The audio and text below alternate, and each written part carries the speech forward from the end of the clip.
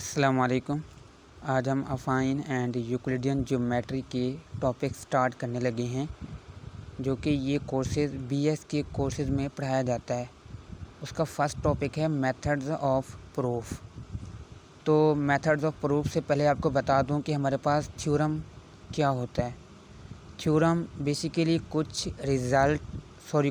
Facts and operation को use करते हुए जो रिज़ल्ट डिराइव किए जाते हैं, जो रिज़ल्ट अख़ज़ किए जाते हैं, वही हमारे पास थ्योरम कहलाते हैं। तो उन थ्योरम को प्रूफ करने के लिए हमें कुछ मेथड की ज़रूरत होती है। तो उनमें जो बेसिक मेथड हैं वो आज हम डिस्कस करने लगे हैं। उनमें जो नंबर 1 है हमारे पास डायरेक्ट प्रूफ और दूसरा है हमारे पास बाय कंट्राडिक्शन। यही दोनों जो हमारे पास मेथड हैं, ये हमने इसी कोर्सेज में जो कुछ थ्योरम हैं जिनको हमने प्रूफ करने के लिए हमें इन दोनों की ज़रूरत होगी। तो हमारे पास जो डायरेक्ट प्रूफ है, ये क्या होता है हमारे पास कि जो भी स्टेटमेंट हमारे पास थ्योरम की गिवन है, इफ़ के बाद वाले को हम पी का नाम दे रहे हैं और देन के बाद वाले को हम क्यू का नाम दे रहे हैं। तो हम करते क्या हैं, इसके अंदर हम अज्यूम करते हैं कि जो पी है हमारे पास वो ट्रू है। फिर हम अज्यूम करते हैं कि वो ट्रू है, तो उसी पी को यूज़ करते हुए, कुछ डेफिनेशन को यूज़ करते हुए हम शो करा देते हैं कि जो क्यू है वो भी क्या है, ट्रू है।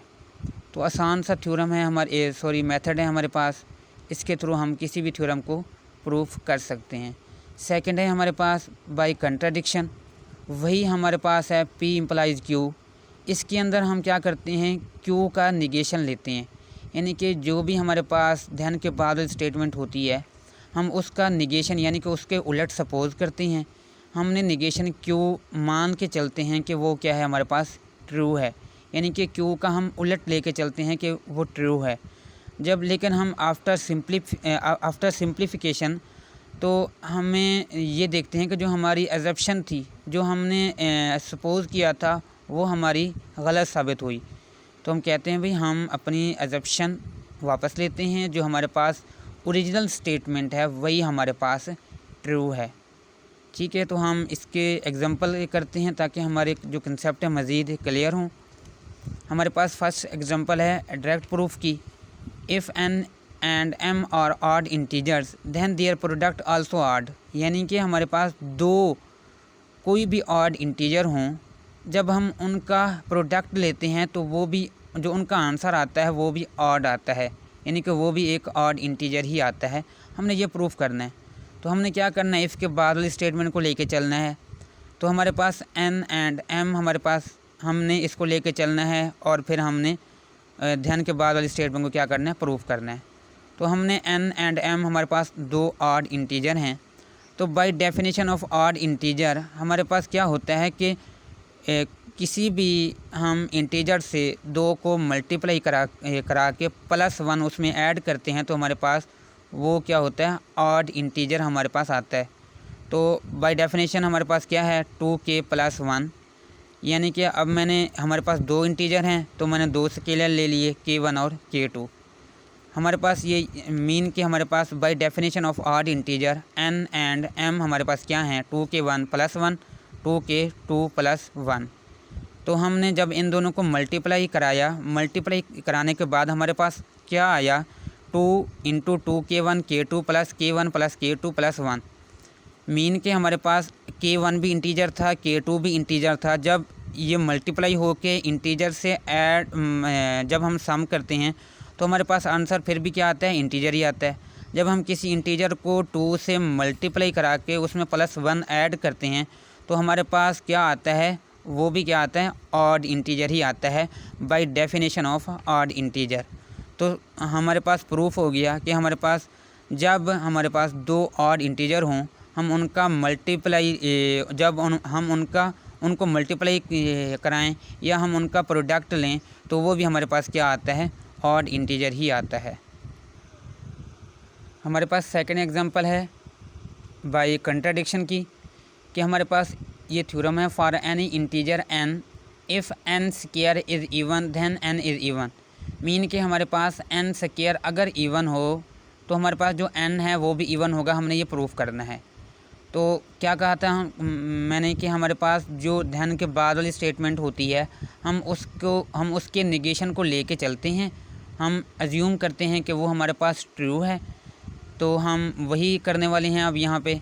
मीन कि हमने क्या लिया, सपोज़ किया कि n हमारे पास कोई भी इंटीजर था, गिवन था हमारे पास n स्क्वायर इवन है, लेकिन हमने क्या लेके चलना है अब n धन के बाद वाली स्टेटमेंट को निगेशन में लेके चलना है।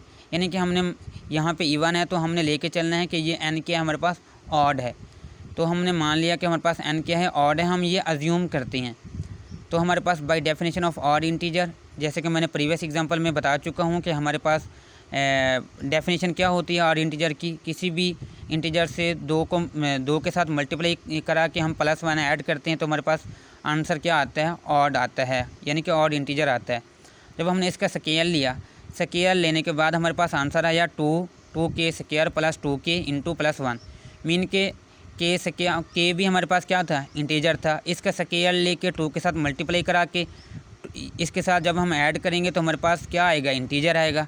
इंटीजर को 2 से मल्टीप्लाई कराएंगे, +1 ऐड करेंगे तो हमारे पास वो भी क्या आएगा, एक ऑड इंटीजर ही आएगा। मीन के हमारे पास n ऑड था तो n स्क्वायर भी ऑड ही आया, लेकिन हमने यहाँ पे क्या किया हुआ था कि n स्क्वायर तो हमारे पास इवन है। मीन के हमारे पास जो हमने जो अजप्शन की थी वो हमारी गलत साबित हो गई।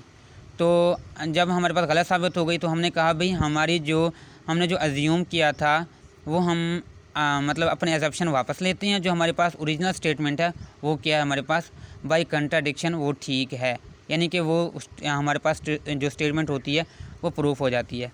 तो हम कह सकते हैं कि which is contradiction to our assumption, यानी कि हमारे पास इसी हमारे जो हमने अजप्शन की थी उसके अंदर हमारे पास क्या आ गई, कंट्राडिक्शन आ गई। वो क्या थी हमारे पास कि n स्क्वायर इज़ इवन, यानी कि हमने कहा था कि n स्क्वायर क्या इवन है, लेकिन हमारे पास तो यहाँ पे n स्क्वायर ऑड आ गया। तो यही हमारे पास क्या आई थी, कंट्राडिक्शन आई थी।